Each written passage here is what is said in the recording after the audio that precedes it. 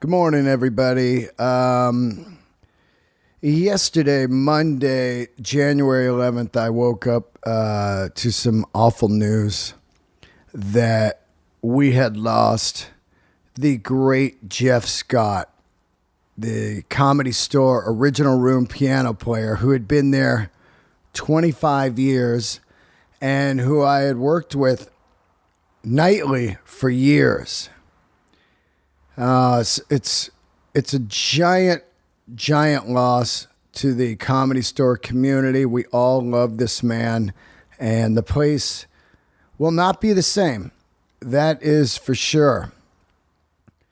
I interviewed Jeff 7.5 years ago, and it was one of my favorite interviews because this man really is the heart and soul and the pulse of the original room. This man sat behind the piano every night watching people bomb, watching people kill, watching people's dreams come true, watching people's dreams not come true. He saw it all, and he was always festive, smiling. He had a great laugh.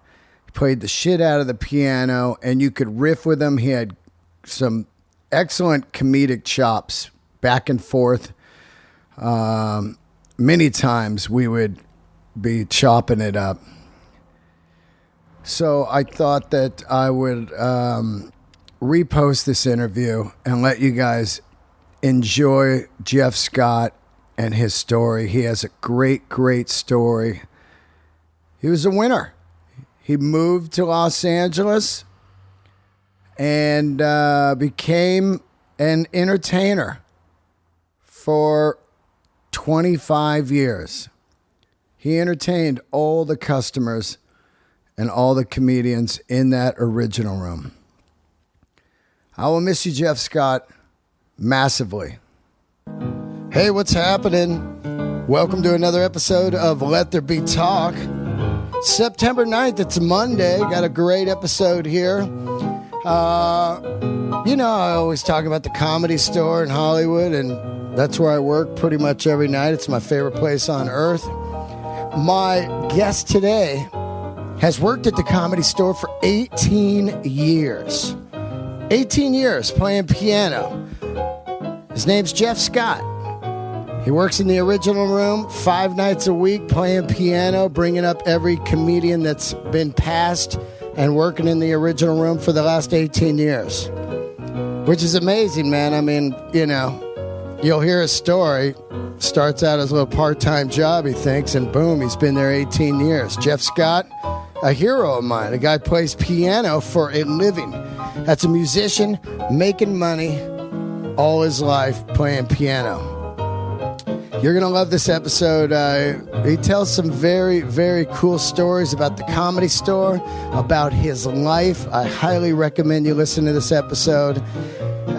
Just a great guy, man. Tune in, check it out. Jeff Scott on Let There Be Talk. Anyway, right now you can hear these keyboards underneath this intro. That is Mr. Jeff Scott. Sit back, listen to him play piano here for a minute, and enjoy the episode. Thank you for tuning in to Let There Be Talk.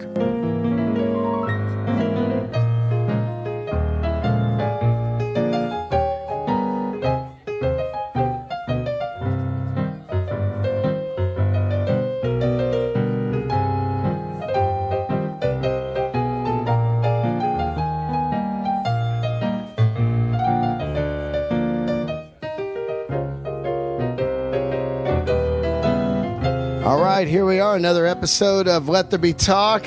I got a great guest today. If anybody, of course, everybody that listens to my show knows I love the Comedy Store. I'm there 7 nights a week, and I perform there for the last 3.5 years, and recently was passed. I got my name painted on the wall, and one of the cool things about that is if you've never been to the Comedy Store, that means you get brought up by my guest today, Mr. Jeff Scott. How you doing, buddy? Doing good. And he plays piano. The Comedy Store is old school. They have a piano player that brings you up. Right. And I don't know how that started, but when did that start? Do you know? Oh, they've always had a pianist. Way back when Mitzi and just had the original room, when they were renting that room out, they had singers in between the comics. Singers? Yeah. So can you imagine that? Like, start spreading the news. Well, that was like the vaudeville. sort of the style back then. Yeah, I mean, it was a different age of vaudeville, but it was that sort of variety type thing. Yeah, that's kind of cool, right? I love that. That's some of the things I love about the Comedy Store. Is it's got all these things that no other place has. Right. You know what I mean? The building's covered in names. It's painted black. It's haunted. It's haunted with coke cobwebs, ghosts. coked out ghosts. Yeah, so I think we are the only club that has always had pianos. Yeah, because I remember strip clubs used to have kind of a drummer. Yeah, right. Like in the 50s, old like those topless places. Sure. I didn't even know about that, actually. I saw it on that movie Autofocus, which is a fucking great movie. It's about the guy that was in Hogan's Heroes. Yeah, Bob Crane. That's right, Bob Crane and his kind of underworld fetish thing. Yeah. And for a while, he was a drummer in a strip club on Sunset Strip. How funny. If you haven't seen Autofocus, anybody that's tuning in to this, it's got to be hands down one of the fucking greatest films, man, about just a guy's life. He was murdered, and you're like, what the hell? But he had weird shit back in there. Willem Dafoe plays his best friend. Yeah. Well, and the Sunset Strip, I mean, that's how the Sunset Strip always was. Right. Years ago, it was an unincorporated town called Sherman, and the only traffic was celebrities in Beverly Hills driving to the studios in Hollywood. Is that right? And they'd go through this unincorporated city of Sherman, and since it wasn't an incorporated city and the police were easy to pay off, there was lots of little speakeasies and gambling joints. And, I mean, right next door to us, the building where Katana is, that was the biggest brothel in all of California at one point. Is that right? Yeah. I mean, other than the city eventually, becoming Los Angeles and then part of West Hollywood and stuff, it has always attracted that sort of outlaw underbelly outlaw. Yeah, I think that's why I fell in love with it. Like, I was there in the 80s during the rock heyday. Yeah. And you really Sunset Strip feels like no other place ever. Yeah. It has this undercurrent of darkness, which I like. It's an outlaw feel. Well, there's been so much death, so many riots, so much musical history. Yeah, right. It's like when people from another country, they if you say New York, they're like, oh, the Empire State Building. Yeah. And if you say, Los Angeles, oh, Sunset Strip, Hollywood. That's right. I don't know why I'm saying it bad. Now, did you grow up in Hollywood? No, Cleveland, Ohio. Cleveland, Ohio. Yeah, I didn't move out here till 88. Wow. Now, what brought you out here? Music? Because you're a piano player. Right. At that point, I was still sort of trying to do the Joe acting thing. My real background was in musical theater. So for some reason, I should have been in New York, but I ended up getting moved to San Diego for a couple months and decided, yes, this is perfect weather coming from Ohio. Now, what year was this? 87. 87. And then in 88, I moved up to Los Angeles, but I didn't get at the store till 95. Wow. I didn't know. I didn't really use my piano skills. I was considered myself like a theater actor. Right. That was able to play piano. Were you doing any acting or just auditioning and not getting shit? I was with a theater company and, basically not getting shit. I did in, 2 years, I think I did one commercial. Right. One commercial. Well, and, I'm like the sort of weird, wacky, nerdy guy next door type character. And there's 1,000 other guys that are that exact same thing. Yeah, I'm the weird biker neighbor. You know what I mean? I'm the blue collar. Call Steve over to work on the pipes. Right. I'm the same thing. I understand. You go to an audition and you see 100 of you. Yeah, exactly. Right? Like, oh fuck. Yeah, it's true. It's really weird. If you want to see guys that are your body shape and face and everything, just go to an audition. You're like, oh, I'm not the only wacky neighbor. Right, right. And there's so many guys that have had like, serious acting training and are so much better at acting than Right. I am. At least I sort of understood, okay, hey, I did a lot of work back in Cleveland. Yeah. And then I sort of putzed around and eventually got the gig at the store. Now, how do you get this gig? Let's go through that a little bit. It was very bizarre. Not very bizarre, but unusual. First of all, Yeah. did the piano player before you just quit or disappear? Oh, no. They had somebody they wanted to replace. A guy, they were over him. Yeah. I've never Yeah. heard of anyone getting fired at the store. Have you? No, never. Nobody gets fired from the Comedy Store. They know it's pretty hard, right? I mean, you got to be really fucking up. Well, as far as pianists, yes. I'm saying that facetiously. As far as anybody else, you can get fired just for breathing the wrong way. But there was a guy that I won't mention his name, but he used to stand up. So imagine you'd come into the original room. Stand up playing? He'd stand in the corner. So he had his piano hiked all the way up. Yeah. And he would try to sing and narrate everything that was happening during that was his pre-show.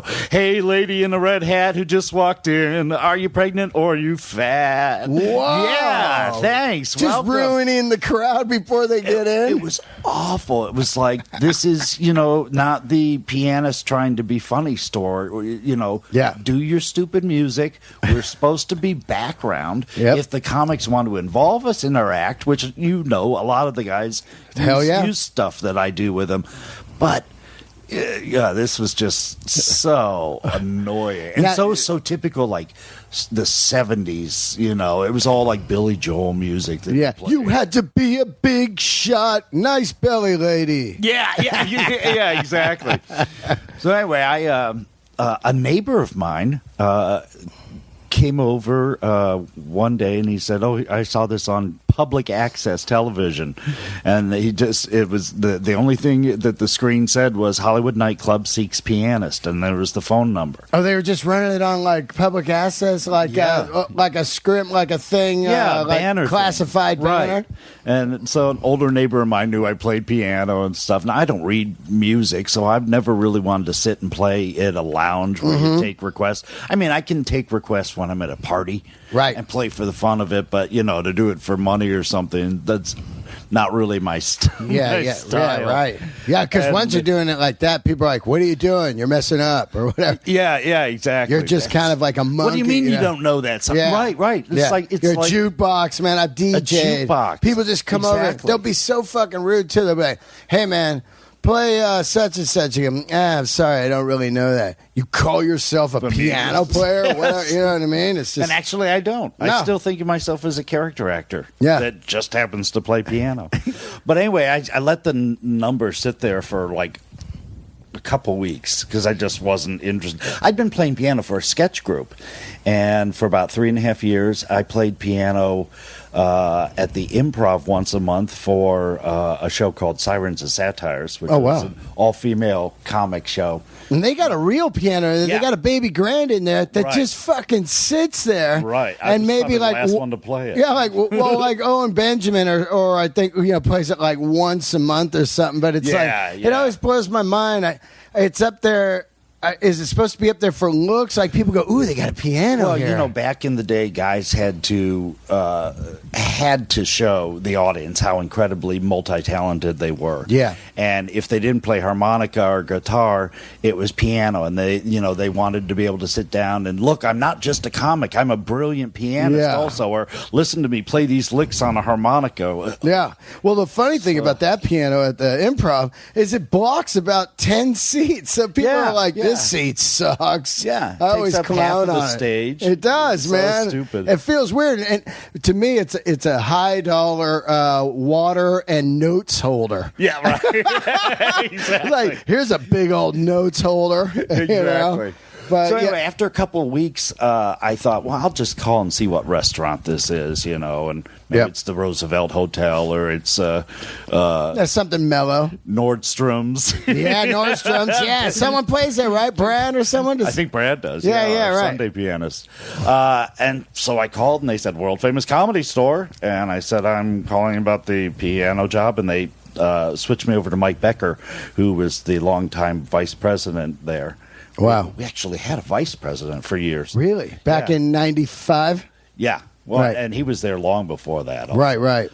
They opened in 72, right? Right, Wow, okay, right. so go ahead. And I think Mike was there for. He might have been there since the beginning. I'm not sure. It's almost 20 years. Wow. Maybe even more. I couldn't imagine a Listening place to with a this right vice now president. Going, get right. Yeah. Well, that was before the managers only like took care of the waitress stuff in the evenings, Right. And he During did- the day, they ran during operations the day, manager. he was the operations guy. He did all the ordering the booze, promotional stuff. Mitzi did all the booking, and so it was basically the two of them, Right. running everything. Anyway, so I talked to him, and he said, "Oh man, we've just hired somebody. I wish you would have called a couple weeks ago." Oh. And I told him, some of my credits and stuff, and my friend Steve Moore gave me a recommendation. Steve was a longtime piano player at the Comedy Store and a paid regular. Wow, okay. You ever hear Paulie talk about the gay couple that raised him at the store? Yeah. That's Yeah. Steve. Okay, And got Steve ya. and his wife, Lois Bromfeld. Right. His wife? His wife, who he married to get into the country. Oh, I got you. There you go. She's in Germany living with her girlfriend right now. Oh, there you go. Yeah. But anyway, Steve gave me a recommendation, and so that was a good recommendation to have. But like he said, we've just hired everybody and stuff. I was like, okay, well, he said, well, I'll keep your name under file. Thank you very much. Yeah. And so that old thing. Yeah, right. And so I ended up actually doing temp work for the first time ever because I didn't have any skills. I'm an actor. I've always made my livelihood, other than like right when I was outside of school, Yeah. high school, I had like a delivery job or something. It's weird though, right? Because I played music 25 years. Yeah. And in between some of those, it'd be hard times, and I'd have a job. Right. And some people aren't wired for jobs. No. In a way where you have this atmosphere of I'm the boss, and you're like, where I come from, there's no bosses. Yeah, It's yeah. called rock and roll. You know what I mean? And same with comedy and same with actors. Now, if you're running the place, cool, just say, hey, let's do this or that. But don't be the boss. Yeah, Because you right. make like $1 more than me. And you that have a name dollar, tag. you're selling yourself out for $1. That's like, hey, you want to be a dick for $1 more? You know what I Yeah, mean? yeah. And people hate you. So that's weird. And then you never last, right, in these jobs. No, well, and I'm not like you said, that we're, any sort of performer is not wired to sit behind a desk. Oh, it makes you crazy. And that's what I did. I just did, phone reception stuff, temp Right. shit, because that's all I could get. It's total Hollywood too. They got like Yeah, yeah. temp jobs. They sell toner.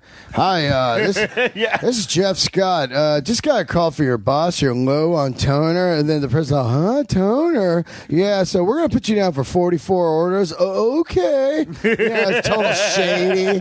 That one, man. I know a lot of guys that sold toner in the 80s. It Yeah. was the rock job. People just spun out on speed and blow. Well, I had the last gig I had, temp gig, was like working at some fabric company. And it was basically in their office, just writing down orders, what the orders, Right. people would call and say, I want this color, this much fabric, blah, blah, blah, blah, blah. Yeah. And it was actually sort of, not too bad. It was all women in the office, so it was sort of a fun environment. It was like, fuck with it. the gay guy, it was Yeah, all yeah. women. Yeah, Jeff, you're gay. I like What? that. I like how you throw that in Jesus. with the gay guy.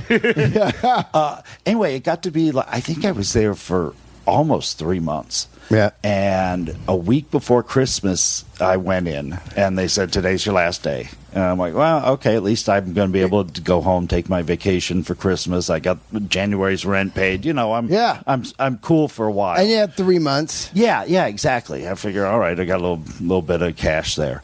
And I came home that day, and there was only one message on my answering machine. And it was, hi, this is Mike Becker from the world-famous Comedy Store. You called about playing piano a couple months back. If you're still interested, please call me. Wow, I love how that And works, right? I called him the next day, and I think I went back in that day, and talked with him. And a week later, I started on Sunday open mics. Now you started on the Sunday like the Brad Watson spot. Yes, And that yes, is that's that what you have to always. And then there was a guy doing the 5 days a week, which you do now. Right. Was that the stand-up guy? Well, Mike, the stand-up dude played the original room. Oh. And I don't know if he played Sundays or not. There might have been somebody else also. And then they had Lauren. And Lauren Was that a guy or a girl? Guy. Yep. Guy, long straight hair, really cool guy. He married one of our managers, and then Mike Becker, the VP, was also a piano player. Oh wow! So there were those two guys, and like maybe two others that would sort of fill in for the main room, Right? Because they were doing a lot of main room stuff back then, right? Yeah. Oh yeah, the main room was Right. 7 nights a week, a regular show. Wow. 'Cause my first year there was Richard Pryor's last performing. Wow! Did you would talk to come in- Richard a lot? Oh yeah. Yeah. Wow. Yeah, it was. I sort of just got thrown into the job of, all right, now after you play piano, you have to go out and tell Richard, how many minutes, and he'll probably want to know who's in the audience and stuff. So, Yeah. And what kind of conversations would you guys have? not really lengthy ones. Just He shooting the shit, right? Shooting the shit, really. But he was always interested in knowing what celebrities were there. So I'm like, well, tonight there's Tony Curtis is here to see you, or tonight Connie Stevens is in the audience. Stevens. And that type of shit blew my mind as much as the fact that I'm talking to Richard Pryor about it. There were so many old school Hollywood people, since they knew it was Richard's last, Right. several months of performing, right? And it was dramedy. It wasn't his normal stand up. He told stories. Some nights the disease wouldn't even let the words get out of his head. It would be really difficult. And then other nights he'd do like a half hour, and there'd be a few moments spot where on. it would just he'd have a moment of clarity, and he'd shoot something out, and you'd be, holy fuck, I'm in the room with Richard Pryor. Right. It was Right. awesome. Wow. Awesome. But the stand-up guy, once I started working open mic shows, I guess Mitzi liked I play ragtime, honky-tonk, That's right. stride piano, not 70s piano guys. Big shots. And Mitzi, liking big bands and stuff like that, she liked my type of music. So I think She's like, you're gonna be the one. yeah, Fuck the because stand-up guy. I was there for a couple weeks, and they're like, would you like to play the original room, the regular shows? And I'm like, sure, what night? And they're like, all of them. Wow. And so I worked for 6 nights a week for the first couple of years I was there. Now, did you have to adjust because all of a sudden you're working nights? I work nights. I've worked nights all my life. Yeah. Playing rock and roll now as a comedian. It's a whole different animal, right? Oh yeah. Well, the adjustment for me was prior when I had to work the temp stuff to get up. Okay, because you were doing nights at right. Because I've always done musical theater. Right, I got you. And So you're nighttime. at the theater at 5, 6, and then you go out and you're home at 3. It's the same late night schedule. So I was more used to that. It was plus I like nobody having to dictate when I have to wake up. Yeah, fuck that, You know, right? especially somebody with a name tag. I don't think there's anything worse than you have to be up at this time and you have to be at the DMV. Jesus, Now, really? now your first year there, Yeah. 95. Yeah. Who's December in 95. Who's in there? You got Pryor. Right. This new kid named Joe Rogan, Mitzi was putting up right after Richard to make Wow. him toughen up. And that was before news radio. Now Joe Rogan would go on. After Richard Pryor. That's what I Yeah. love about Comedy Store. They really get these plans, like Tommy does it now, where he'll be all, I'm going to put you on after an absolute killer. Like, and you're really like, to find out how to fucking deal with stuff, Right. Like Rick Ingram, for me, is really hard to go off after because he murders. Right. He goes on Yeah. to really high tempo music and he does amazing crowd work Right. to where the crowds opened up like, oh, we talk to the comics now. And Yeah, you know what I mean? Hard to follow. He's really hard to follow, and I love going on after him because it's fucking hard. Other guys, it doesn't affect me as much. I'm not affected by like, oh God, this guy's killing her. He's a big star. Yeah. Because I'm in my own world of like, I got to get my stuff going or whatever. That doesn't freak me out. It's a different style that's hard to like. Because you got to wrangle the room. Oh yeah, back into a different thing. Especially after they've just seen a legend performing. Right. Richard Pryor. And the one thing that I saw Joe start to do over the time that I was there that I thought was, oh, okay, I see what he's doing now. After doing it a few times that I noticed, he would then start to tell a favorite Richard Pryor story to the audience. Oh, that's smart, huh? Yeah. And lock him in like Richard Part 2. Right. Can you believe you just saw this guy? I remember the first time I heard him, I was listening to such and such, and I was, Well, that's fucking cool. And he had him. But then there were a lot of guys that were just old school comics that hadn't been there in a long time that would pop in and like to go on right after him. Howie Mandel came in a lot then. Right. Bob Saget, Dave Coulier, all the old school guys. Gosh, who else? You ever get Louis any Anderson back then? You ever get any Jim Carrey? No. That was way after, right? Yeah. Right, By that point, I mean, there were a lot of those guys that were there during the 70s. Yep. Were still there in 95. Oh yeah, but not necessarily the larger names. Right. Of course, because they're like, I'm working. Yeah, exactly. Now, what kind of stuff was Rogan doing back then, like material-wise? Oh, God. He had the whole thing about the old man that married Anna Nicole Smith. Oh, yeah. I love that. And how I want the guy. last breath to be the fart you suck out of my ass or something like that. I just like vaguely remember that one line. But they were still back at that point. Mitzi still had a lot of guitar acts. Yeah? She had really? Like 3 or 4 guitar acts. There were a couple prop guys. Yeah. There was a guy that would, come up with a briefcase and he had all little things in there that he would do with, and Charles Fleischer would play his harmonica licks. And, Harry Basil, was he the guy with the... Harry was there too. I'm thinking of Frankie Pace used to come in with that. So there were things that seemed a little what we'll call old school. Right. Yeah. Because that shit doesn't go now at all. No, you got a guy in there. Audiences don't get it. They don't understand a novelty act. Unless it's like a Carrot Top. They're like, oh yeah, ooh. Yeah. I don't. It's not really for me, if people are into it. Like I said, that kind of stuff's a lot on cruise ships and stuff. It's not really for me, and I'm not going to knock it. But the thing that I love about the store is the edginess, the darkness. And I think a lot of people that go there go, oh, this is where we're going to get some fucking real shit. Right. Because stuff could happen. my first 2 smoking buddies, not that I smoke marijuana. Oh, yeah. Well, you can... Or that anybody does.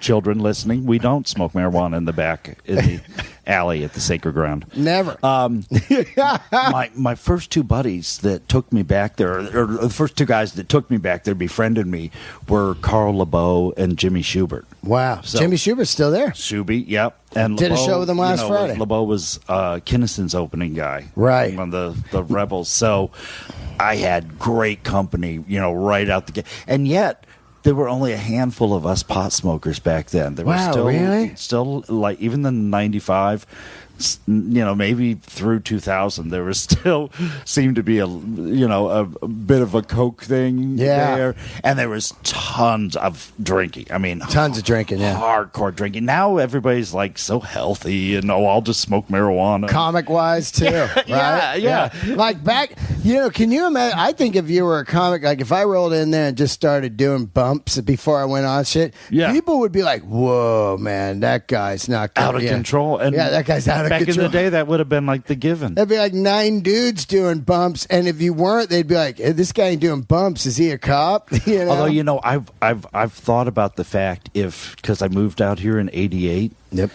If I had gotten to the Comedy Store back then, Kinnison and those guys would have been there. And I was 26. Yeah, I totally would have. So sure, I'll try that. Oh hell yeah! Oh yeah, I'll do a little of that, and then who knows where shit would have gone to. Oh yeah, I'm not an addictive natured person, but Yeah, yeah. But yeah, I remember. I mean, when Sam's around and the 80s are around, you're doing blow. Yeah. You're not going, is this bad or whatever? You never, ever think about that. One of the first nights I was in the main room, I went backstage to tell the comic who was about to go on that, you know, Mitzi had just come in and everything.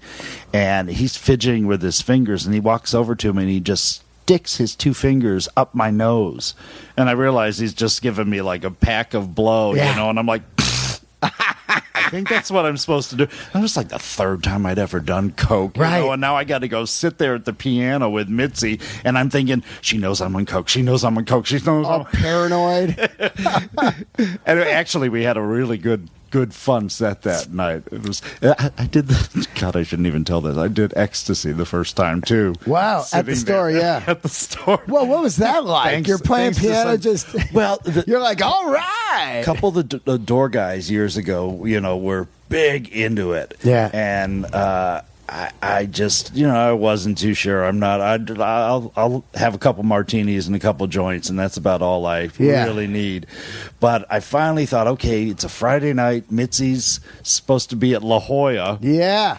A sold out show. I said, all right, well, I'll just do a half a tab with you guys, Yeah. you know? Yeah, yeah. And I'm playing my pre-show, and I start to roll, and it's like, oh, okay, I can deal with this. This isn't, you know, too bad. And as I'm announcing the top of the show, I'm doing the whole welcome. Mitzi comes in and sits down in her seat, and I'm like, mother of fuck. Oh, no. And all I'm thinking is, what am I saying? What am I saying? What did I already say? What am I supposed to say? What am I? Yeah, yeah. And that's not happening in my. I'm not talking like that. But your mind's thinking that. I was tweaking my brains out. You know?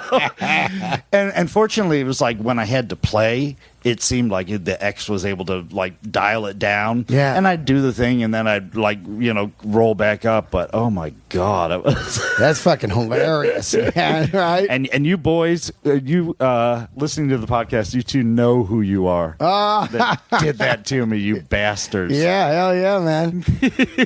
Now, so you've been there, let's see, since 95. How many years Yeah. is that? I'm fucking 18. 18 years.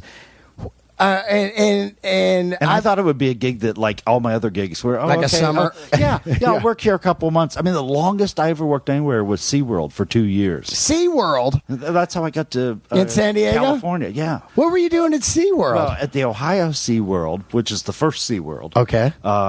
It was where I used to impersonate Pee Wee Herman. No shit? Yeah. that Like what was- you did? Put on an outfit and stuff? Yeah, no, I did it naked. No, no. Oh, wow. On That's a kind of Shamu. cool. It was very experimental. When in '95, I moved to Provincetown, Cape Cod. Right. And that's where I first actually started playing piano, sort of for some money. And I got a gig playing piano for a drag impersonator. Yeah. A 6'4" Liza Minnelli impersonator. Hey. Very realistic. How are you? Hi. Hi. My mom is Judy Garland. Hi. But people were saying to him, hey, your pianist looks like Pee Wee Herman. Wow. And Pee Wee had done a couple spots on Letterman at that point in '95, and I don't even know if the first movie had come out or if it was about to come out. Yeah. But he helped me get a little suit and sort of, you know. He helped you? This dude. And so Oh, the dude. Oh, I got you. Hi. The impersonator guy sort of helped me put it together. So by the end of the summer, I was doing Pee Wee playing piano for this dude. Wow. And then I started, like, there were a couple other clubs. Can you do there his that- voice? Yeah, I used to, but, you know. Well, you can do it. A little bit. It's not as good as it used to be, but you know, sorry. Well, that's great, man. I love Pee Wee. I went and saw him at the Nokia Theater. I did too. It was How awesome. fucking great Fucking was awesome. that? Pee But Wee's great. During the winter, they were going to send me. They signed me to a 2-year contract. I hosted a laser and fireworks show outside at the water ski stadium. 2 shows a night, 7 nights a week, Whoa. and And then you transferred you to San Diego? it was going to be San Diego or Florida. It was basically what park has a show that we could put a Pee Wee impersonator into, and there was a show in in San Diego that ran for years called City Streets, where they had BMX stunt bikes. Oh, yeah. And break dancers. Gotcha. And pop lockers. 80s stuff. Total Yeah, yeah. 80s jams. Yeah, The whole jams. cast was wearing jams. Jams, a little bit of rad, BMX rad in there with some Right, fucking, you know, cans of spray paint and So flat that's how top. I got to San Diego. Wow. And I lived, I was on Fanuel, right between Grand and Garnett, 3 blocks from the Comedy Store condo. Yeah. And I used to ride my bike to work every day. And like, couple times a week I'd take a long bike ride home, and I'd go past that roller coaster down in Oh yeah, I Mission love Beach. it. Me and Biddlecombe went and rode it. Yeah. Oh, yeah. It's my religion to ride it every time I do La Jolla. Yeah. I go up there and I ride it at $6. It's been there since 1936. Oh, I didn't know it was that old. Yeah, it's a historic. Matter They of were fact, rebuilding it when I yeah, was because living down there. what happened was I read some stuff on it because I worship roller coasters. I'm a freak on them. Old wood ones like Yeah. Santa Cruz. Yeah. You know, I love Cyclone at Coney Island. They tore down the one that was on the other end of Coney Island. That was called the Thunderbolt. And it was one of the oldest roller coasters ever, and that's the one that Woody Allen lived under in that movie. Yeah. Yeah, the one where they Come on, audience, help us. God. Say it. You're saying it. We can't hear you. Yeah, fuck, I forget the name, but he lived under that. Mary's like, Yeah, yeah. that one was going to be rebuilt, and the historic roller coaster people had deemed that a historic landmark, and the mayor in one day said, fuck this, tore it down without asking to put the Thunderbolt baseball team out there. And that's out there. It's an arena, stadium now. But that one in Santa Cruz or in San Diego, that thing was just like kind of abandoned for like I think 15 years, and then some guys restored it. Yeah. It's cool, right? You ever rode it? Oh, yeah. Yeah, it's great. Speaking of, I was at Cedar Point a couple weeks ago. Oh man, I want to go with rode the new Biddlecombe. gatekeeper. Yeah, how is that? It's fucking sweet. It is so God, I love. too I'm cool. Cedar Point's the only grew place up I haven't going to that been. Park. I went to that park every summer. That's amazing. Do you talk to Biddlecombe about? Oh, yeah. yeah. So we want to go out there. But anyway, what I was going to say was I would ride back from SeaWorld at the end of the day. I'd ride down to the roller coaster and all the way up to the pier. Right. Which, I'd pass the Comedy Store condo. And I didn't know that was Comedy Store condo. That was, way Yeah. before I started. Yeah, I wasn't right. even living in LA. Yeah, you're not even looking at it. But I knew that there were always guys out on the patio there smoking pot. Is that right? I'd always see different people there, and I couldn't. I'm like, that's a fucking party place. Oh yeah, they had to. Yeah, they had to. Now I realize it's probably like guys that I knew, like Schubert and LeBeau, and Yeah, isn't that wild, right? Because the Comedy Store condo is. People are like, "How did you see that?" It's on the fucking beach walkway, Right on the ocean there. right on the ocean, and there's all kinds of PB. freaks out there. Right now, you got a fucking guy hula hooping. He's got to be a kidnapper. He's so creepy. He's out there teaching people how to hula hoop, and you get guys on bongos. You're up all night on blow. You're like, Hare shut up Krishna out dudes. there. Whatever. But you rarely see somebody talking on a cell phone, and you almost never hear a car horn honk. Never. It's pretty. It's so chill, and so, I mean, certainly coming from Ohio, Yeah. San Diego is what I always thought Southern California would be. Let me ask you something. How old are you? 51. 51. What was it like to be gay in Ohio? I mean, you had to hide it, right? That we had to be in by 9 every night in our cages. Right, so that right. we couldn't turn anyone. That's crazy, though, right? Like, because I grew up in San Francisco, and the Yeah. Bay Area was gay. Right. You know what I mean? right. It's just kind of like, yeah, that's standard. My cousin was gay. He passed away. My uncle was gay. And it was just like, who cares? I never really thought that outside of that area that people had to hide stuff, Yeah. Even I mean, right now. The only which is place ridiculous. that I knew other gay people at was Yep. at the gay bars. That's right. And there's always those towns that have, that's the gay bar. First of all, why are all gay bars called the Rusty Nail? Or the Ramrod. The Ramrod.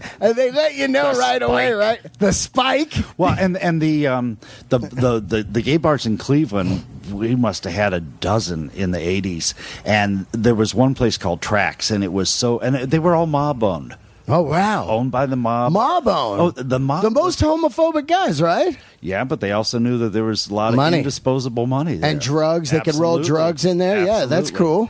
cool. So the one big bar that we used to go to every night was called Tracks. They had a huge dance floor. Right. And I remember going there, and a couple of my straight friends came with Yeah. us one night. Yeah. And one of the guys' mother was there on a date. Whoa. And he's like, she's going to think I'm gay. And I'm like, your mother is here. Yeah. Do you think your mother is gay? Yeah, right. Because it was just a cool bar. Yeah, yeah. you A lot know? of gay bars are But cool because they're that- radical. Yeah. Right, you know? And when this place had down in the basement, they I don't know what sort of building it was because there were catacombs. So they had all these like weird little rooms down in the basement, and they had somehow gotten pool tables into all these teeny little Wow. rooms, and they were lit by candles. You know, it was really sort of dark, but upstairs was a huge dance floor. Right. And you danced. Yeah, yeah, you dance. There was a different bar that had a theme every night. Yep. And you went to that bar, and that's where I saw my gay friends. And then if you'd see somebody who you knew from the bar during the daytime, Yeah. you'd look at each other, and your gaydar would go, "Yup, I know you're one too." oh, yeah. But you just didn't say anything. Yeah, yeah, and no. that seems so stupid to think that was just the '80s. Isn't that weird? A A lot of my gay knowledge came from, of course, like you'd be in the Castro and be like, Yeah. whoa, these guys are wearing chaps. Yes. And nothing it's- else. But It's July. didn't really know what was going on with that. I just kind of knew that something was different. But what really got me, opened up my eyes to the gay world was this movie Cruisin' with Al Pacino, Jesus. which is one of my favorite movies of all time. Dude, we were just talking about that last night at the club. Really? I can't remember who I spoke. They mentioned that, and I told them that movie literally scared me straight. Oh, to yeah. a degree. I would not go to a gay bar for the longest time because I thought that if you went out with anybody and you went home with them, Yeah. you would be cut up in little pieces and be like little pieces of flesh in a shoebox under their bed that they kept as a trophy. Yeah, man. I mean, it that really fucking movie really scared people. The fuck out And it of was me. rated. A lot of people don't know, but it was rated X. When it came Was out. it? Yeah, well, they rated it X. Yeah. It's like one of those. Now they call them. What do they call them? Like, there's a thing. NC 17. Yeah, but back then, I saw it at a drive-in with a buddy of mine. Oh, God. Yeah, we went to the drive-in in San Fran because Yeah, let's show that up on the big screen Yeah. outside. And I remember we were seeing Holy it, yeah, shit. and we were just like, well, these gay guys are radical. I actually love everything about the gay world in that movie. Like when he goes, I never forgot the bandana scene. He's like, what's the bandanas? And he's all, Yeah. yellow one in the right means you like to get pissed on. Yellow one in the left means you do the pissing. Red one, you know what I mean? And he's going through the whole bandana thing. I go, man, that's so rock and roll. It's like some kind of fucking thing. And I always loved Rob Halford. He was just this leather gay biker guy. I always thought, like, oh, that would be my look if I was gay. You know what I mean? And it was really, that movie has really opened my eyes of like, oh, wow, man, those clubs are radical. In the meatpacking district in the late 70s in New York and yeah. San Fran had the same kind of thing. Well, it's and just even in Cleveland, there was one bar, the first gay bar I went to, and I went with a bunch of people that I was doing a play with. So after rehearsal, they're Yeah. like, we're going to go to the gay bar. And I was like, I don't know, 17. But when did you know you were gay? junior high. Junior high. Yeah. And what hits you on it?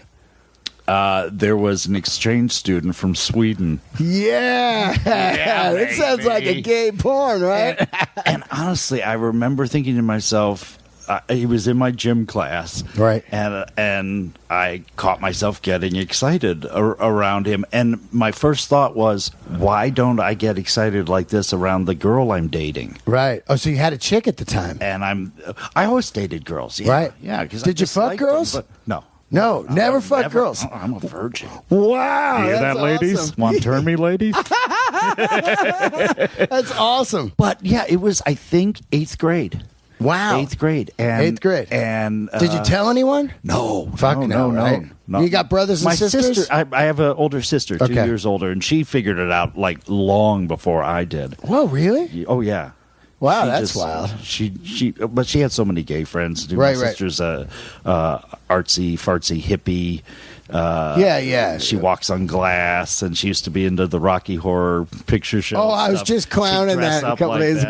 ago with Bill Burr. You know, they're like, "Oh yeah," and they're throwing rocks at you at the movies. Like, what the fuck is this? Well, and of course, we have the actual Plain Dealer in Cleveland. That's right. You know, the newspaper they put over their head with Brad Oh, Janet yeah. when it's the Plain Dealer. Oh wow, So, wow. my sister actually hung out with Tim Curry. He came to a screening once of it there. I think they're doing like the 30th or no, it's got to be more like the 40th. God, that's got to be huge, anniversary right? of it. Yeah, I don't That's know. gotta If my be sister's huge. gonna dress up like Magenta again. Wow. I'd like to see that. Yeah. So so eighth grade, you kind of eighth figure grade, out. Do you although make I moves on the still- guy? No. He was straight. I didn't know anybody else that was gay until probably after high school. Right. Yeah. Right. I mean, there probably were people, but like when I Yeah, was no one's going around in when I was- Cleveland, right? Yeah, when I was in high school, I had a boyfriend who was a upper classman, and In school, yeah, another gay guy, right? sorta. No, sorta. He wasn't gay.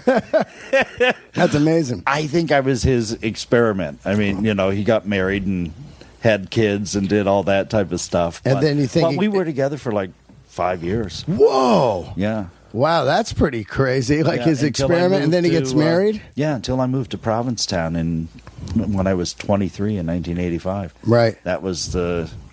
I always say, God, this is so dark. I've always wanted to put a T-shirt on because I should probably preface by saying that I'm HIV positive. That's right. It's another thing that I'm let's open get about into at the club. Yeah, let's get into that But too. I always wanted to have a T-shirt that said, "I went to Provincetown and all I got was this lousy virus." Oh, is that where you got it? Yeah, and it was probably the second guy I slept with in my life. Wow. So, And did he tell you he had it? No. And this in 1985, fucking Reagan hadn't even spoken the word. Wow. AIDS. Right. They'd known about it since I graduated in '80. Right. So they knew about it back then. What I knew was talk in the gay bars that there was a gay cancer in New York, and if you go there, don't sleep with somebody that has purple lesions on their body. Right. Or Yeah, whatever. I seen it. But I never slept with anybody that had purple lesions on their Yeah, body. who would? Is that your fetish? Yeah, and right. I like liver spots. Yeah. Bring it on. But I went down to P-Town and I met this guy, and we sort of dated, and then I had a fling with him over the summer. Right. It was most of the summer that I was there. What was and then I had no idea that. Did he know he had it? I don't know. I assume he did, but I don't know. Did you call him later? No. Well, what happened was years later, I was at Rock and Roll Ralph's on Sunset. Yeah. And he was in line What? behind me. The dude? The dude. What Now, the fuck? from the other side of the country. Yeah. And here he is. And I instantly recognized him. Yeah. Even though it was like That's 20 years crazy. later. Did he recognize you? He did recognize me, and he's like, "Did you live in Provincetown?" I'm like, "Yeah." I'll just play stupid like I don't know who you are. Yeah. And he's like, "Oh, I'm Tom," and I'm like, "Oh yeah, hi Tom." Blah, blah, blah, blah. I said, Now, well, you weren't mad at him? I didn't know anything. This is again, I didn't know yet. Oh, you still didn't know? No. How many years is this after? 20 some. You mean, so you're rolling 85, 20 years and 95, you're not 2000. sick at all? Right. Yeah. I mean, I'm on medication. No, I've I'm been doing saying, meds for 14 I'm years, saying, but when you sleep with him. when I saw him, What I'm saying is, you how long till you knew you had it? Oh, the following, I got it from him in 95. Right. Summer of 96, one of my best friends thought he may have it because he was very active. Yeah, yep. And he wanted to go get tested. So I went to get tested just to support him. Yeah. 'Cause he's like, will you go with me? And I'm like, sure. You know, Hell yeah. I've been with two guys. I don't have anything. Yeah. And so we went to a free clinic because we wanted to make sure nobody, my friend was so paranoid of somebody finding out. Oh, I hell said, yeah. We'll go to the free clinic down in the hood. And so we went down there and came back for our test results a week later. And I'm like, well, I'll go in and get mine first, because we both know I'm going to be negative. Yeah. And sat down, and the guy said, what brings you in for these tests? And I said, I'm just supporting a friend who's very promiscuous, and he really needed to get tested. He says, well, do you have any, preconceived notions about how the test is going to turn out? And I said, well, I know it's negative. I've only had sex with two long-term relationships. And the guy goes, well, it's positive. Whoa. And I said, what does that mean? He said, and this is verbatim. He said, the best we can tell you is you have 2 years left to live. Here's a pamphlet with some information. Good luck. Whoa. And he opened the Just door. handed you the info like that. That was it at age 23. Whoa, fuck. Yeah, you have 2 years to live. Good luck. And was the other guy positive? No, he was negative. Oh man, you're like, I think I got yours. Yeah, right. Yeah. Well, Did you go get another test? Like, I don't believe it. I had my doctor do tests, Right. and I didn't want to do the meds for a long time because the early meds were so bad. My friend that I went and tested with, he did test positive a year later. Oh, wow. And then he's one of the 4 of my best friends have passed away from it. Right, my cousin just passed away from it last year. He was on the meds forever, and then he worked for a hotel that laid him off. Yeah. He couldn't afford the Cobra insurances before, and in a matter of like 2 months, he died because the pills are like $8,000 a month or something, right? Oh, it's ridiculous. One of the medications is just the one is like $1,600. Because of the President Clinton passing the Ryan White AIDS care package, Yeah. that young kid that came down with That's HIV, right. The medications are paid for. Oh wow, yours are free. Yeah, there's a small copay depending on your how much you make. Do you have to have But, insurance, or it's just government?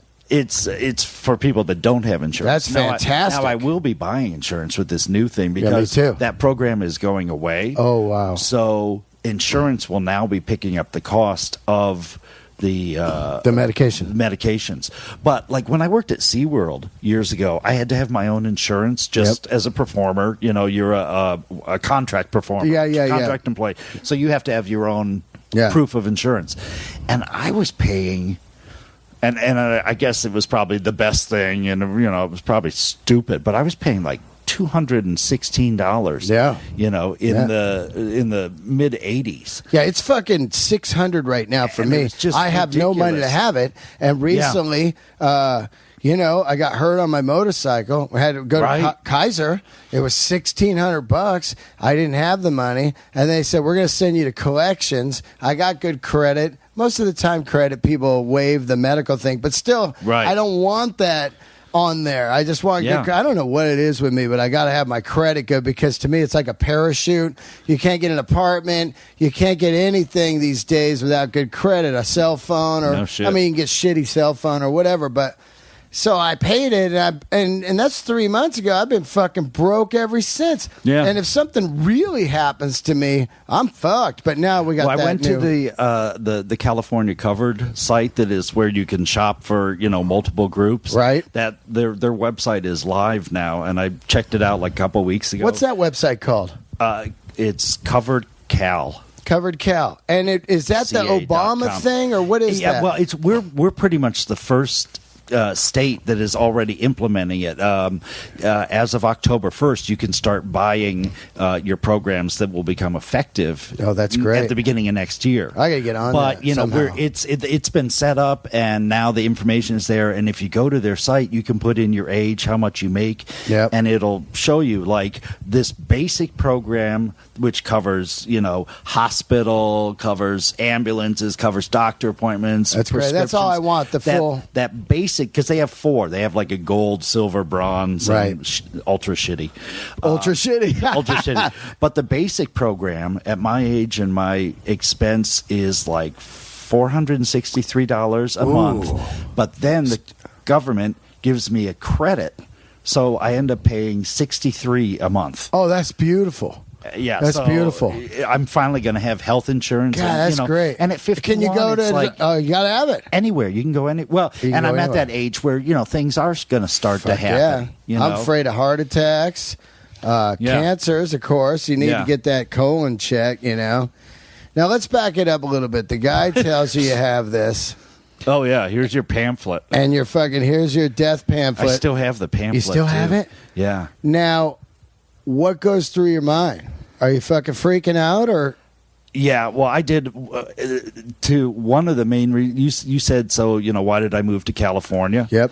Okay, SeaWorld sent me to the San Diego park. I'd already lived a year longer at that point with no pills, with no pills and you have no symptoms? no symptoms. Right. Right. I'm Scottish heritage, and there's Yeah. a certain gene that the white people Yeah. have this one gene, and it's a defective gene, and it doesn't do anything except it kept people alive through the bubonic plague. Wow, that's kind of like that comedian who passed away a couple years ago. He had HIV. He was a junkie. What was his name? He was on Last Not Comic. Robert Schimmel. No, he was on Last Comic Standing. Oh, yeah, I know who you mean. Yeah, and he died from a heart attack, not HIV, but he had it 30 years. Yeah. And they were studying him because his girlfriend died like a year after they both got it. They were Right. like needle users. Well, there's a certain chromosome, Yeah. this chromosome, and it's basically like if you think of the chromosome as water, and your T cell as soil, and then the HIV is the seed. Yeah. Without that chromosome, there's no water to make the seed grow. Yeah. So it stays dormant. Yeah, that's great. I mean, one of the great things about having you on is I think that people, they don't understand AIDS still right now, or No. HIV Oh, it's or anything. horribly taboo No one still. fucking understands it. It's crazy. Well, and and everyone's living. I mean, Magic Johnson, to me, I think should talk even more about it. Yeah. He really talked about it for a while, and then it went away. I've been positive longer than that guy. Right, see? That's what I want to talk I mean, it's about. serious, like 28 years, more than half of my life now. Now, and see, When they told you, hey, it's going to be a you're going to death be dead. sentence, you Yeah. know. So I did love things- Martindale. He calls it the long flu.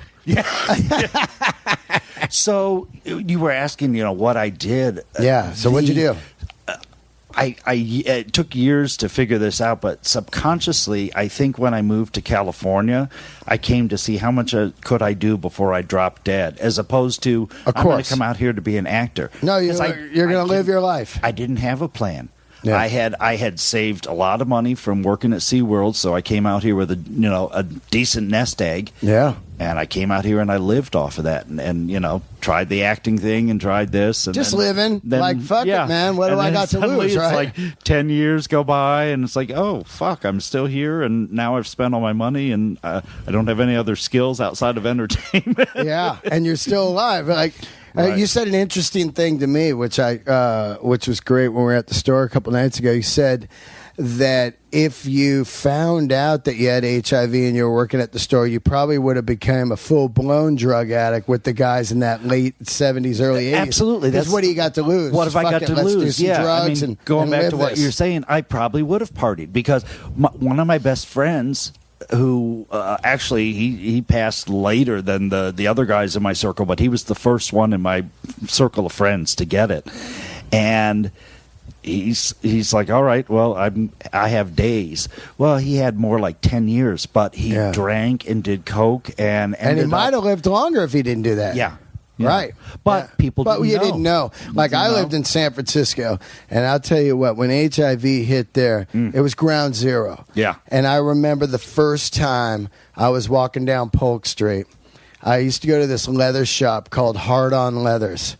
Yeah. Because back then, in order to get a leather jacket, you had to go to the gay neighborhood, Right. which was Castro or Polk. And that's where the metal guys, Metallica, Exodus, everyone, you'd go like, hey, where'd you get your jacket? They go, yeah, you go down to the gay guy down there. Yeah. Jimmy, Hard On Leathers on Polk Street. That's a true story. Polk Street had the best leather on the planet because Castro's rich gaze and Polk was more dirty rock and roll and seedy, you know. So I remember I was in there. I was trying on a leather jacket, and I look, and there's a guy there, and he's covered like it looked like a Walking Dead dude. Oh, yeah. And I was like, whoa, what the fuck is up with that guy? And the guy goes, oh, that guy has AIDS. And I was like, what's that? And he's all, that's death. He's going to be dead. The guy worked there, you know? And I was like, whoa. And that was the first time I ever saw it, you know? And I was like, oh, my God, that's crazy. And yeah, then because they didn't know what. I mean, they didn't know if you got do. it from whether it was airborne, Yeah. or they got it from a toilet seat, whether it was from drugs. Yeah, you know, and then and I think that's the real thing that they need to get out there is it's not that it's a blood disease, right? Like needles. Yeah, it has to. It's not even. It's so hard really to get. in saliva or tears. Right. That's what people Really, are afraid to shake hands. Don't drink off my soda. Well, they absolutely were. You Yeah. know, as a matter of fact, my doctor, when I then went to my regular doctor back in Cleveland, and he was testing me and stuff, he said you have to tell your optometrist, you have to tell your dentist. Right. Oh yeah, the And, you know, dentist was a big thing. Yeah, and Yeah. I mean now that's just sort of a given. Yeah. Yeah. Right. Yeah, because you just fill out the paper. But the another incredible, at least for me, incredible thing about being at the Comedy Store in the time that I have been there, I don't know if back when I started, I would have been comfortable or been totally accepted talking about the HIV and Of course everything. not back then. It Yeah. was a little more tougher. guys homophobic, crowd. yeah. And now it's my support group. That's my family. You Yeah. know? I mean, you know that everybody hugs and kisses. fucking great. And it's that place not is a gay- family. There's so much love up there. Yeah. And the fact that by me talking about it, at least certain people that I know have, when I told people, they'd be Yeah. like, "Oh, but you look so healthy." I'm Yeah. like, yeah. Not everybody dies. That's what I You love need about to it hear because that message. Well, what you got at the Comedy Store is you have people from all around Middle America that moved to LA to become comics. Sure. They have no idea what the fuck HIV, right? So, like Right. me, I'm San Francisco. Saw it when I was a Yeah, kid. yeah. I've moved way on, like, oh, yeah, that. And in Cleveland, it was like the most underground thing. That's right. You know. So you got guys that come out from like, say, Oklahoma and Tennessee and stuff, and they're like, "Oh, wait, you mean he has HIV and he's alive?" Yeah, dude. And then Yeah. they go, "Oh, okay," and it eases the paranoia, which is great. And it also helped just me personally to sort of, get yeah. over the stigma. I mean, I don't walk up to people all the time and say, "Hi, I've got AIDS. Yeah. Kiss me. yeah. Let me spit my blood down your throat." Yeah, right. Now you got a partner? But I do Yeah. talk. No, I'm happily single. There you go. Yeah, I'm married to my career like most comics. yeah, that's like me, right? You know? Yeah. But because of being open, there have been 3 different people at the store over the years that say, "Look, not everybody knows that I occasionally do some needle drugs," or one guy came to me and said, "I really was with a dirty whore in Mexico." Yeah. And so there's 3 guys that have asked me, "Where can I go and get tested?" And I said, "Go to the Gay and Lesbian Center. Nobody will ever know you there. Yep. They'll never expect you there. You give them a number. You just make up a long number, and they'll test you, and you get it in a week." And they were all negative, thank God. Yeah. And the one dude has a family. Yeah, and yeah. kids. And That's scary shit. And his girl didn't know that he was, dabbling with some heroin every now and then, and he shared needles with somebody. Yeah. It didn't mean to, but he was, drugged out. And so because I can be that open there, I've just touched 3 people, but that's 3 I can go. Well, they need "Hey, someone to go to talk to. You know what I mean? Well, yeah. And Yeah. how cool. I mean, That's because great. that they were able to feel comfortable and confide in me, because it's still the most. I mean, if I told somebody I had cancer, I would have hugs and cards Oh, and yeah. flowers. I tell somebody I have HIV, they're like, "Oh, Yeah. let's just turn and walk away now." Yeah. I'll tell you something weird that still happened to me really recently at Kaiser, and It I better think be weird. it is weird. I think it's shady, is what happened. Uh-oh. So I went in. I hit a bump on my motorcycle. I've told this story to my listeners before, but I didn't tell this part of it. And I hit the bump and it smashed my ass basically. Like I thought like a bruised tailbone. Yeah. Like it was a pothole on the highway. I'm doing 90, just bam. I was like, oh, what the fuck? And it didn't go away for a long time. This pain. Really? So I thought, I got prostate cancer for sure, or testicular cancer because at times my balls felt on fire. Yeah. And I found out why from that later, but. What happened was, long story short, I found out I had bruised prostate, but not from Kaiser. I had to go see this guy he's like a famous proctologist over in Beverly Hills. So I saw him, and he was cool. He's like, "You're a comic. Look, I worked with Carlin. I know Wow. you're poor. Give me $100, and I'll figure out what's wrong with you." I was like, "Man, you're fucking great." But Kaiser did something shady. When I went in, I told them what was going on, and they go, "Okay, we're going to test you for HIV and syphilis." I said, "Hold on a minute. I just told you what fucking happened to me. I don't want to be tested for that stuff because you're going to charge me. I already know I don't have HIV or syphilis. Right. First of all, syphilis is burning piss, shit coming out of your dick. Yeah. You know what I mean? And I don't fuck with no I've been using condoms since 89. Don't worry about that. I've been checked a million times for AIDS over the years because I had tattoos back in the day. I was like really nervous. Right. I was nervous because back then they would use needles and I didn't know what was going on. If the shop just went, let's use the same ones on guys. Yeah. So I'd been tested many times. I get back my results because I had a sonogram and stuff to see if I had any kind of cancers, and I see AIDS test and syphilis. They went ahead and did it anyway.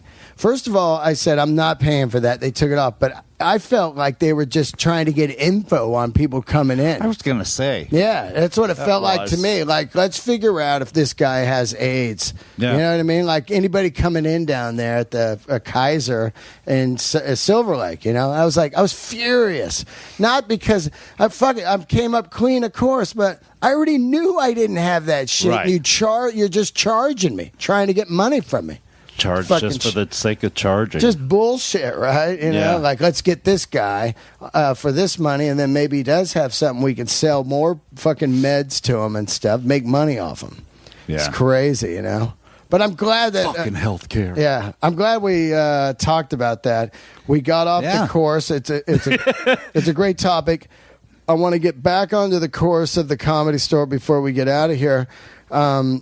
You told me an interesting story, and I think this is great about the store. You get to see guys when they first get passed, like me. I just got passed. Yeah. Guys get passed. You see the guys early on. You don't really see the guys until they get passed. Right. Ever. I mean, you're not floating around the other rooms going, oh, look at this kid. Not really. I mean, I might walk through a room and but see you're somebody, not- but I yeah. don't sit and, watch them. I see them from Right past when they get passed. to, all right, now you're passed. Now I'm going to watch you turn into a professional. That's right. Now know. tell me who you saw get passed and you're like, this guy is going to be a killer. Like, could you tell right away? You know what I mean? Some guys takes a long time. You can't tell. Yeah. And people have visions like Mitzi or Tommy. One of the very last people that Mitzi passed, Justin Martindale. Right. And Justin wasn't even being showcased that night. Mitzi had finished her showcases, and then Justin just happened to be the next comic coming out on stage. And Tommy started to help her out of the room. She's like, wait a minute. And she watched him. Yeah. And she said, pass him. And Tommy said, do you want me to start giving him spots? No, pass him. He's adorable. Wow. And I mean, look at that kid is a natural. Yeah. I think Martindale was the last one. Have you seen anyone you go, this guy's passed, he'll never make it, and then they change? Because you told me a great Sebastian story. I was just going to say, I are you love this thinking of one. the Sebastian story? I love Sorry, it. Sebastian. I'm going to tell everybody the story. It's great because Sebastian is The one of newly my married Sebastian. Yeah, and he's one of my all-time favorites. The guy is he destroyed last night. untouchable. He's so great. Well, But he tell me what started. happened. Okay, so Sebastian was one of the people that I actually saw before he got passed Right. because he was in Sandy Shore's comedy School. class, Right. school, what? Yeah, and you would see Sandy Shore's thing. Sandy would hire me to play piano At the class? for the finishing night. And it Oh, was I in got the you, main their room. finale. So it was very much like an evening at the store. She brought me in, and I would do the pre-show and give the people a feel of what a real show was. Right. And so Sebastian came on, and Maniscalco, if nobody knows. Sebastian Maniscalco. And before you go any further, you must watch any of his specials or follow him on Twitter. The guy's a fucking monster. Excellent. Absolute monster. So Sebastian comes out, and he did 2 of her classes. So I played for him twice. And the only thing he had going was he's very physically fit, and he used to wear incredibly tight shirts, and the women loved it. You know? He was a little like Dice Man, wouldn't you say? Because I watched. I'm sure he was very influenced. Yeah, by because he that had type of he had a character. DVD. He has a DVD out now that you can buy. Yeah. And as a DVD extra, he has Main Room First Set. Bobby Lee's hosting. Wow. And he comes out, he's wearing like a mechanic shirt, and it says like Steve on it. When he did the Sandy Shore classes, he would come out and he would look at the audience, and he would pace across the stage 4 or 5 times, just breathing into the mic like Right. that. And then he'd stop and he'd look at the crowd, scowling face, and he'd go, "The week I had today." And then he'd walk back and forth the stage like 5 more times, and then shopping at Ross. It was and real dramatic. It was real dramatic. There was no play in the voice. Uh-huh. There was no silliness. There was no physical movement, Right. other than just pace back and forth. Because now he does a forth. lot of faces. and it was awful. Right. It was painstaking. But like I said, the girls were like, "Hey, take your clothes off." Right. You know? Right. Yeah. And so Yeah. then I play for another one of Sandy Shore's classes, and there's fucking Sebastian again. He's just awful again. Oh, no. Just all this like fake dice type shit, and it's Yeah. just, oh my God. So a couple weeks later, Tommy's telling me the new people, this guy got passed, this Sebastian got. I'm like, you're kidding. That kid from Sandy's class? Yeah. He's awful. Have you watched him? Yeah. Oh, this is a great story. So Sebastian starts working out, and it's the exact same thing. We bring him up on the OR stage. He paces back and forth several times, then stops and scowls and looks at the audience. The week I had today. And, just very deliberate, slow moving and whatever. And I'm thinking to myself, fuck, dude, you got to pick up the tempo or, watch somebody else other than Dice or something. Right. Well, Sebastian also had made it pretty clear that he didn't hang around and play with the other guys. That's right. He wouldn't stay late night and yell shit up at somebody else on stage and rib them and give them hell and stuff like that. And he certainly did not tolerate that from his friends or other comics. Back at the back of the Yeah, because he's really to himself. Absolutely. There's some guys there that very are like that. focused, and it's That's very right. meticulous. I'm about here it. for work. Get Right. the fuck away. Well, there was one night, and he'd probably been there a couple months, and maybe even longer. And it was a late night, and there were maybe only 4 or 5 people in the audience. And Sebastian went up, and I don't know if the other comics had been drinking that night or what, but they decided tonight we're going to fuck with Sebastian. The hell with him. So there were 8 guys sitting in the back in the Mitzi seats, and they just started yelling and ribbing him. And I'm watching him sweat because he can't keep up because he doesn't do that. He's he's gonna not a crowd shout. work guy. No. Well, finally, at some point, something in his brain finally said, fuck this. There's only 4 people in the audience. I'm going to say something.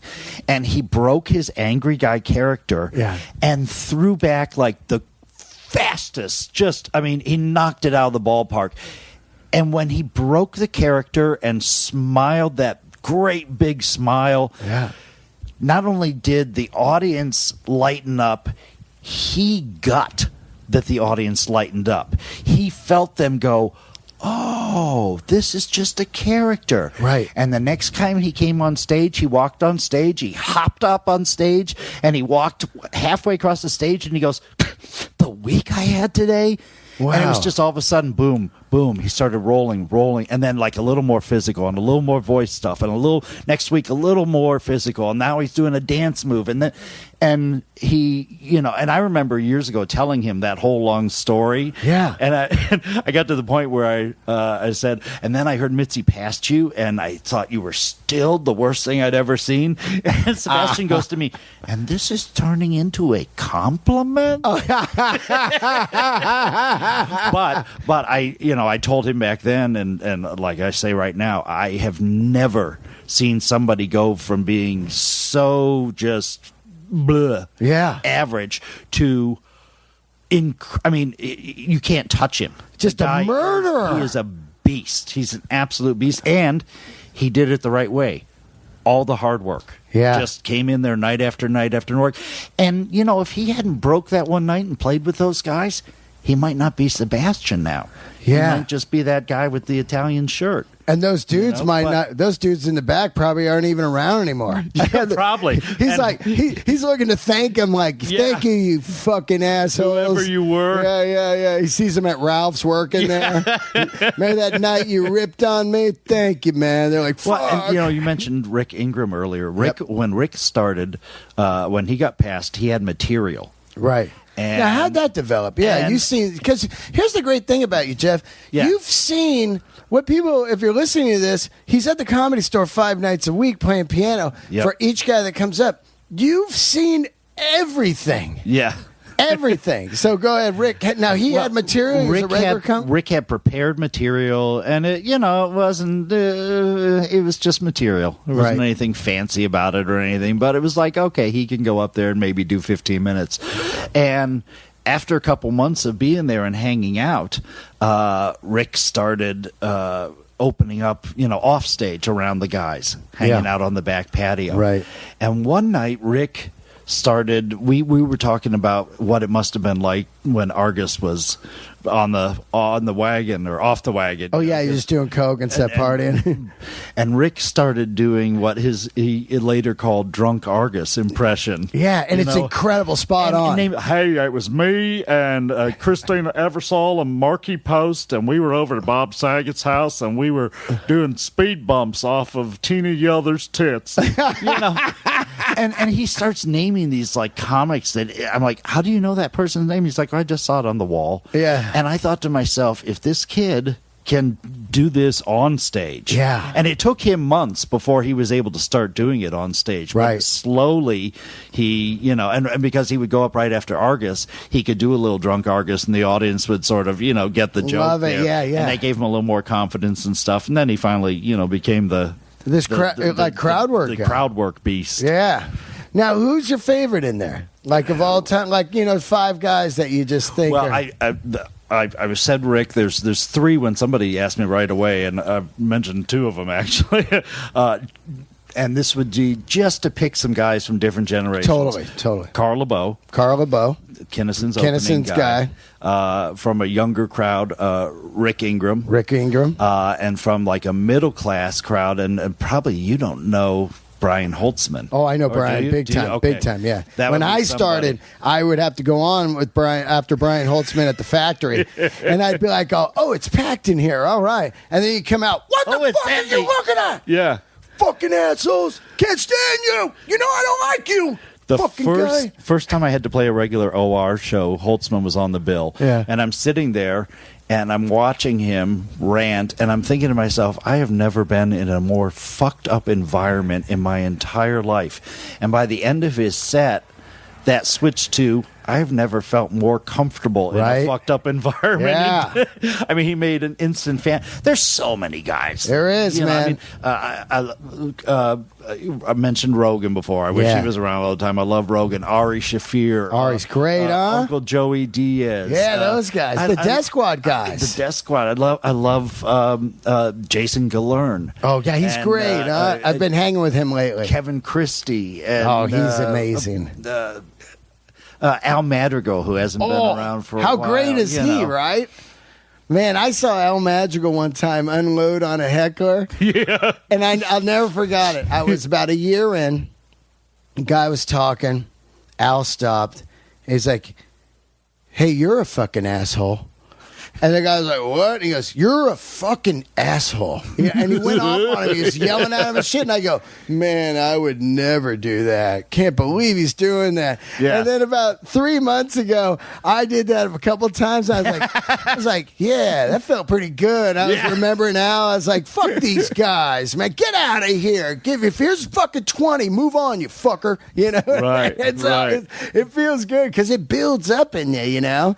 And you're like, get out. And you might sacrifice your set, but the other guys are going to have a great night. Well, that's one of the things I liked that Rogan used to do is when he would have somebody that was a real dick in the audience, he would totally berate them, put them in their place, get them kicked out. Yeah. Then Joe would buy shots for the entire audience. I heard about that. He must have done it a dozen times. He'd buy shots for the entire audience, and while they were waiting for the shots, he'd do his A material. He'd do like 20 minutes of just rapid-fire A material. Wow. Because he knew, even though he had a problem with that one audience member, he wasn't going to leave the showroom fucked up for the next guy. Yeah, that's right. A reset. And then also, people are going to be like, that guy, it was great. Because after I kicked someone out a couple of weeks ago, whatever. You can fuck up a whole show. I was in the hall, and someone came out and go, man, that was awesome. I'd never seen someone just lay into a dude like that. The guy was being a dick, though. You know, it's just like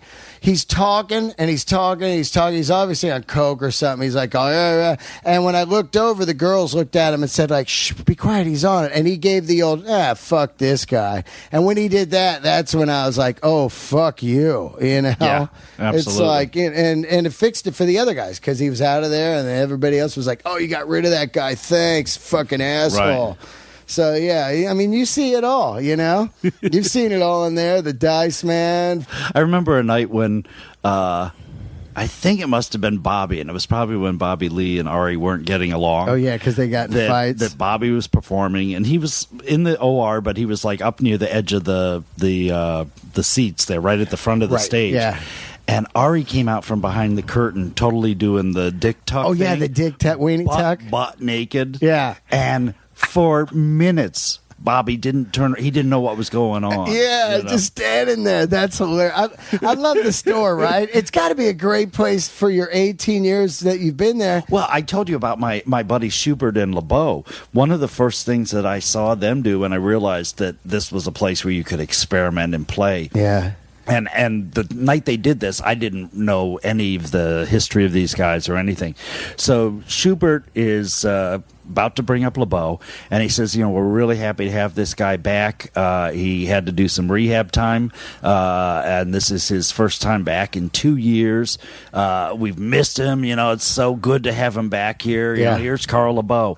And so LeBeau comes stumbling up to the stage like he's just really wasted. Yeah. And walks over to the mic. Thank you, son. Thank you.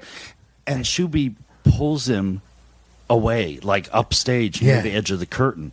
And I'm watching this like the rest of the audience going, oh, fuck. Yeah, like, oh, 2 years of rehab didn't work. It didn't work at all. And all of a sudden, they start like arguing. And LeBeau just turns around and cold cocks Schubert, punches him in the jaw, and Shuby goes down. Yeah. Out.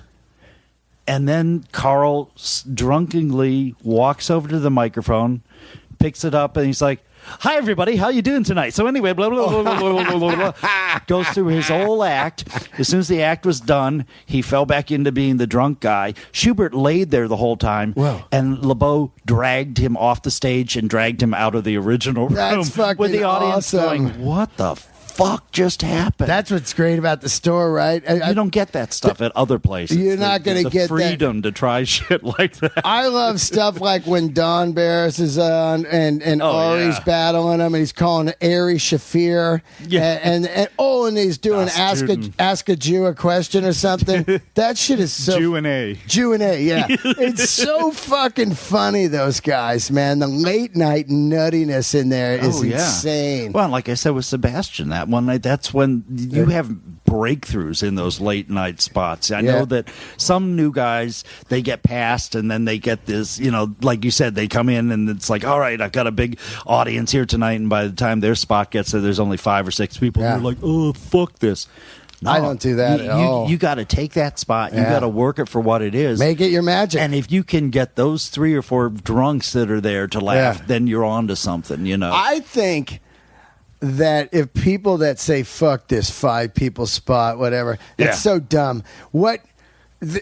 I mean, if you just went out onto the patio and the hundreds of comics were out there and said, "Hey, man, if we pass you, you can only go on at 10 to 2 every night." You want that? They'd go, "Fuck yeah." yeah, man. You know what I mean? People lose perspective of like, hey, dude, yeah, there's 5 people there, but there's 500 outside trying to get your 5-person spot.